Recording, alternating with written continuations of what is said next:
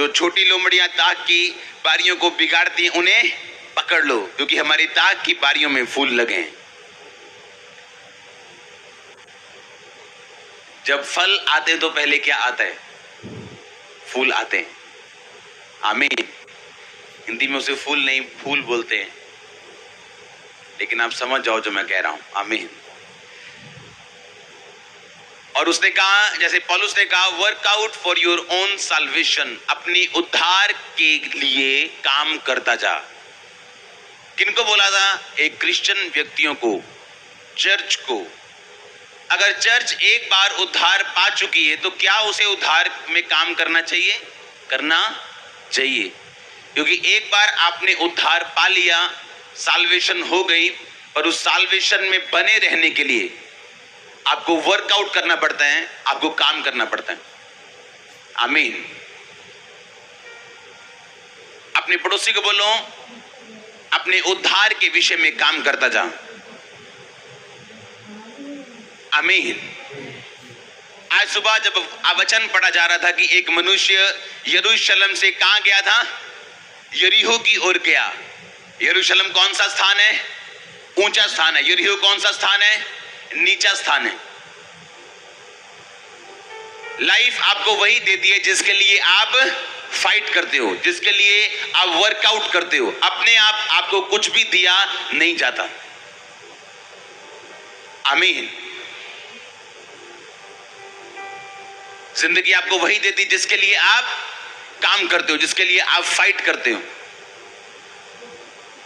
आपको ये बात ध्यान से समझनी है कि जब आपकी स्पिरिचुअल लाइफ ऊपर से नीचे की ओर जाएगी तो शैतान अटैक करेगा। उसने कहा, छोटी लोमड़ियों को पकड़, जो कि ये दाग की बारियों को बिगाड़ती हैं।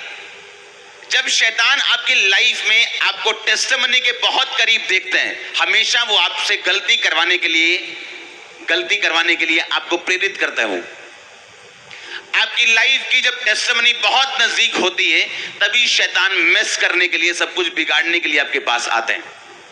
फूल लगे होने का मतलब यह है कि फल आना अब बहुत ज्यादा दूर नहीं है, क्योंकि फूल जो लग चुके हैं, अब फल आना है। तो छोटी लोमड़ियों को पकड़, दाग की बारी से उन्हें बाहर कर, क्योंकि आप ये बात जानते हैं कि आपकी टेस्टिमनी को, आपके फ्रूट को, आपकी गवाही को, आपकी ब्लेसिंग को कोई रोक नहीं सकता अगर आप उस पर काम करें तो। अब परमेश्वर वहां पे साथ नहीं है जहां उसने आपको भेजा नहीं है। अगर परमेश्वर ने आपको लुधियाना नहीं भेजा तो जब आप लुधियाना जाएंगे वो आपके साथ होगा।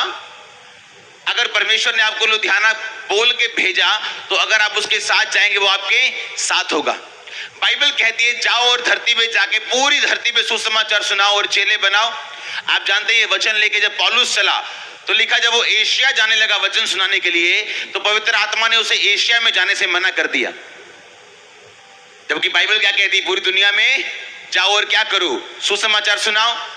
ये सबको कहा, लेकिन आपको इंडिविजुअली, अकेले को परमेश्वर ने क्या कहा, यह सुनना भी जरूरी है।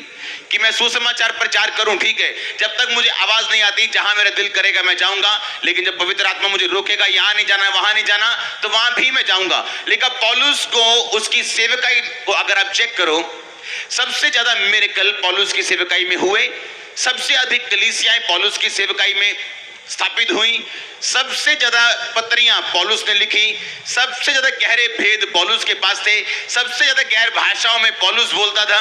और अगर आप उसकी ध्यान से उसकी जीवनी की ओर ध्यान दो, आपको यही बात समझ आएगी जो आज मैं आपको समझाने की कोशिश कर रहा हूं।